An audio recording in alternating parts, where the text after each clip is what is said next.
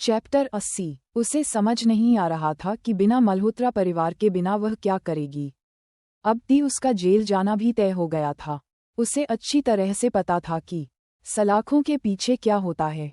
आखिरकार सिया के जेल में रहने के दौरान उसके लिए जो स्पेशल ट्रीटमेंट की व्यवस्था की थी वह भी तो उसी ने की थी। अब क्या मेरा भी हाल सिया जैसा होगा? काव्या एक तीखी चीज के साथ बोली।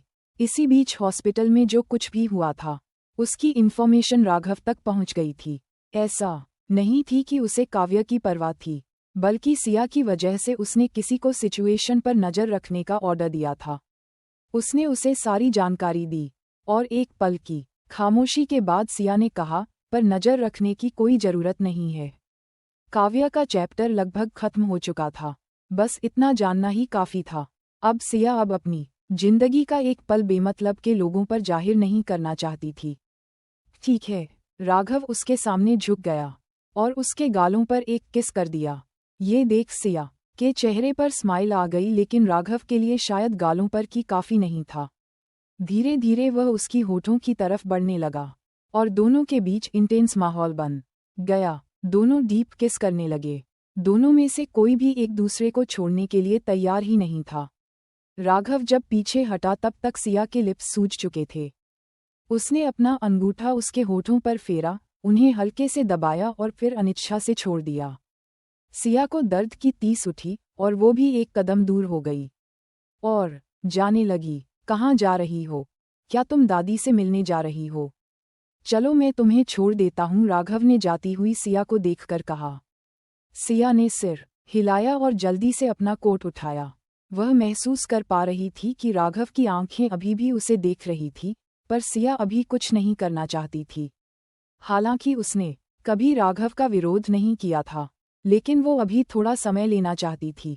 उसने पहले कभी ऐसा अनुभव नहीं किया था, लेकिन उसने ऐसी चीज अच्छी और महसूस की थी जिसे उसे खुद पर डाउट होता था कि क्या वह इस काबिल भी है। कुछ देर बाद वो दोनों अस्पताल पहुंच गए। राघव ने अस्पताल के बाहर ही गाड़ी खड़ी कर दी, लेकिन अंदर नहीं गया। उसने पहले तो अंदर जाने की प्लानिंग की थी, लेकिन उसे ऐसा लगा कि शिया और उसकी दादी के पास बातें करने के लिए बहुत कुछ होगा। उसने खुद को रोकते हुए कहा, तुम मेरा इंतजार करना, मैं तुम्हें बाद में लेने आऊंगा। इससे पहले कि सिया को जवाब दे पाती, उसने उसके हाथ चेहरे को अपने हाथों में लिया और उसकी माथे पर एक सॉफ्ट किस दे दिया। फिर उसने उसका मास्क ठीक किया और उसकी टोपी को अपनी जगह पर खींचा। फिर धीरे से वार्निंग देते हुए कहा, अलर्ट रहना, अगर कुछ हुआ तो मुझे फ़ोन करना। ठीक है, वैसे यहाँ सिक्योरिटी काफ़ी अच्छी है, सिया ने कार के दरवाजे से निकलते हुए कहा। लेकिन जैसे ही वह बाहर निकलने वाली थी, राघव ने उसे धीरे से पीछे खींच लिया और कहा, और हाँ, उस डॉक्टर रिवाज से दूर रहना। सिया एक पल के लिए रुकी, फिर उसके होठों पर एक चिढ़ाने वाली मुस्कान आ गई। मिस्टर शेखावत, मैं तुम्हें इतना जेलस पहले कभी नहीं देखा था।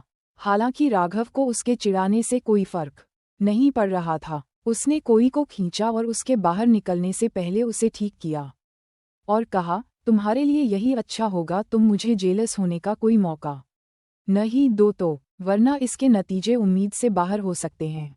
सिया ने उसकी तरफ देखा, फिर अचानक आगे झुकी और उसके होठों की कोने पर एक किस देकर कार से जल्दी से बाहर आ गई।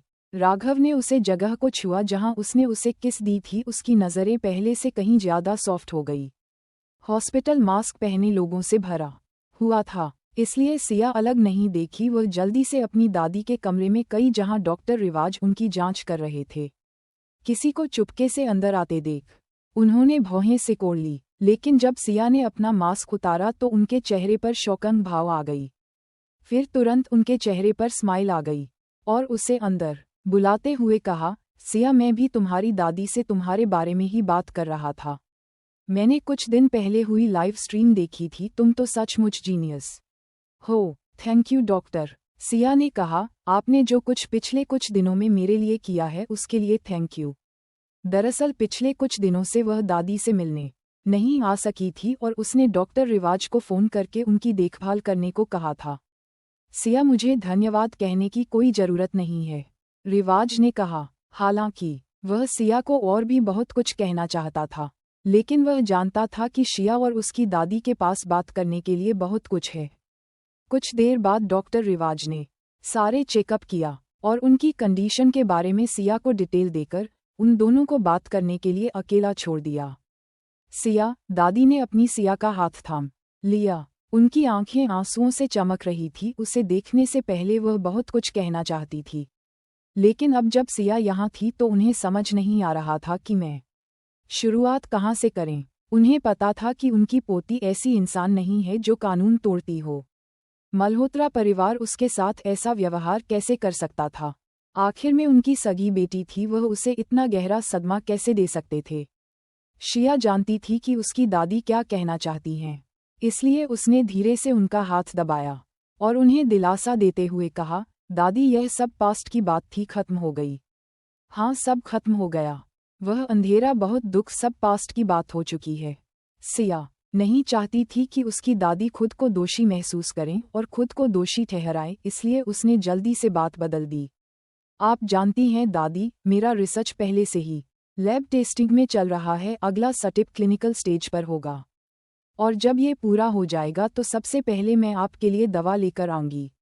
वह जानती थी उसकी दादी की हालत इतनी खराब थी कि वो अधिक समय तक इंतजार नहीं कर सकती थी, लेकिन सिया को पूरा विश्वास था कि उसकी दवा बिना किसी प्रॉब्लम के काम करेगी। ठीक है बेटा, दादी ने कहा। दादी ने सिया का हाथ कसकर पकड़ रखा था। समझ नहीं पा रही थी कि क्या कहें। उन्होंने लाइव स्ट्रीम देखा था, हालांकि उन्हें उन चीज़ों के बारे में ज़्यादा समझ नहीं थी, पर डॉक्टर रिवाज ने उन्हें समझाया था कि सिया की रिसर्च क्या हासिल कर सकती है, और उन्होंने जो पहले दवा डेवलप की थी वह खास तौर पर उनकी बीमारी के इलाज के लिए थी। तभी दादी ने सिया के सामने एक सवाल रह दिया, सिया बेटा, क्या मिस्टर शेखावत को तुम पसंद करती हो? क्या वो तुम्हारे साथ अच्छे हैं? उन्होंने अच्छे से देखा था कि कैसे राघव लाइव स्ट्रीम के दौरान सिया का बचाव किया था, जिससे उन्हें तसल्ली मिली थी। हालांकि डॉक्टर रिवाज के साइंटिफिक कम्युनिटी में राघव की कंडीशन सुनने के बाद उन्हें भी थोड़ी चिंता हुई। वह सबसे अच्छे व्यक्ति हैं जिसे मैं कभी मिला हूँ। दादी माँ फिर से आने एक क्षण रुक कर पूछा, दादी अगर एक दिन में ये जगह छोड़ने का फैसला करूं तो क्या आप मेरे साथ जाने को तैयार होगी?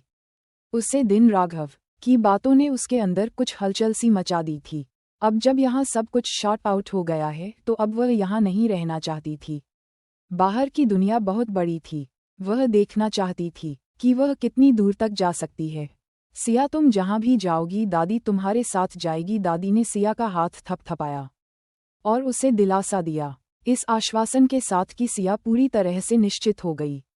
मुंबई में मल्होत्रा परिवार का मामला सुलझ गया था और अब उसकी दादी की हेल्थ भी ठीक हो रही थी। बस अब रह गया था तो वो और शौर्य। वह ये सोच ही रही थी कि तभी उसका फ़ोन बज उठा था।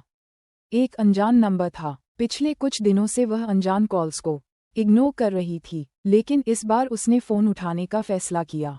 हेलो, दूसरी तरफ से, आखिरकार तुमने फ़ोन उठा ही लिया। सिया, मुझे लगा था कि तुमने मेरा इस्तेमाल करके छोड़ दिया है और अब मेरा नंबर भी ब्लॉक कर दिया है। दूसरी तरफ से विहान की आवाज़ थी। सिया ने भौहें चढ़ाई और कहा, ब्लॉक? मुझे उस बारे में कुछ नहीं पता। मैं क्यों करूँगी तुम्हें ब्लॉक? तुम्हारी मदद से ही तो सब कुछ ठीक चल रहा है। लेकिन विहान, तुम्हें भी तो फ़ायदा हुआ है ना? पिछले कुछ दिनों से तुम जरूर से ज़्यादा बिजी लग रहे हो। मल्होत्रा परिवार की बर्बाद होने और मल्होत्रा फार्मास्यूटिकल्स के बर्बाद होने के साथ सिंह परिवार उसकी प्रॉपर्टी हड़पने का मोमेंट तलाश रहा था। एक बार जब विहान ने मल्होत्रा फार्मास्यूटिकल्स को पूरी तरह से अपने अंडर कर लिया तो उनका परिवार नई ऊंचाइयों पर पहुंच गया, जिससे वह दुनिया में बेजोड़ हो गए। दूसरी ओर से विहान एक्साइटेड होकर बोला, हाँ, तुमने सही कहा, मैंने बहुत कुछ पा लिया है। लेकिन सिया, मुझे ये सब नहीं बल्कि तुम चाहिए। तुम कब फ्री होगी? चलो मिलते हैं, विहान ने कहा। अच्छा, और मिलकर क्या करेंगे? सिया ने उसे बेपरवाही से पूछा। मेरे पास कुछ ऐसा है जो तुम्हें एंटरटेन करेगा। विहान की आवाज़ कुछ मिस्टीरियस साउंड कर रही थी। ठीक है, बट आई होप तुम मुझे इस बार निराश नहीं करोगे। कुछ देर बाद सिया के घर के बाहर विहान की कार आ गई और सिया उसमें बैठ गई। तुम्हारे पास मेरे लिए क्या सरप्राइज है? उसने बैठते ही डायरेक्ट पूछा। विहान ने उसका कोई जवाब नहीं दिया। वो तो बस सिया के बारे में ही सोच सोचकर रोमांचक हुए जा रहा था। इसी बीच उसके नज़र सिया के होठों पर पड़ी जो सुझे हुए थे। उन्हें छूने के लिए उसने हाथ बढ़ाया लेकिन सिया ने उसका हाथ झटक दिया। सिया ने एक शब्द भी नहीं कहा, बस उसे घूर कर एक नज़र देखा तो विहान ने तुरंत दूसरी ओर देखा। हालांकि वो अभी भी नाराज होकर बुदबुदा रहा था। आई डोंट नो, तुम्हें उस किताबी कीड़े प्रोफेसर में इतनी भी क्या दिलचस्पी है? ऐसी क्या खासियत है उसने जो तुमने उसे खुद को छूने दिया? सिया सीट पर पीछे छुप गई, उसके होठों पर एक शरारती मुस्कान आ गई। सब कुछ वह होशियार है और हर काम में अच्छा है।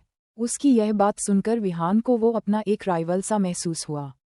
तो उसने कहा, वो इसलिए क्योंकि तुमने अभी तक मुझे आजमाया नहीं है।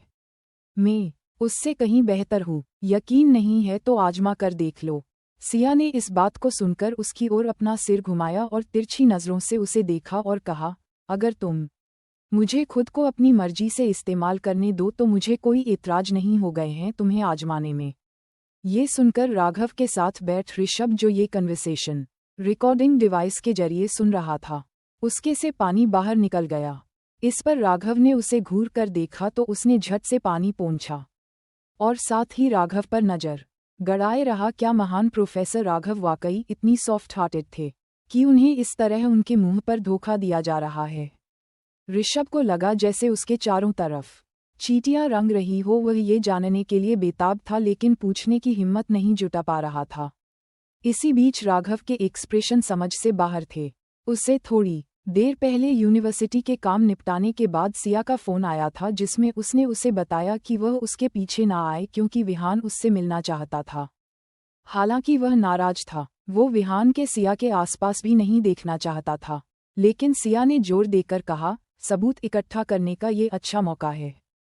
आखिरकार उसने समझौता किया और रिकॉर्डिंग डिवाइस ट्रैकर लेकर ऋषभ को बुलाया। अब क्या होगा आगे जानने के लिए सुनते रहिए मेरी कहानी का अगला एपिसोड। और कमेंट करके बताइए मेरी स्टोरी आप लोगों को कैसी लगी। लाइक कीजिए, शेयर कीजिए, कमेंट कीजिए और सब्सक्राइब करना ना भूलिए।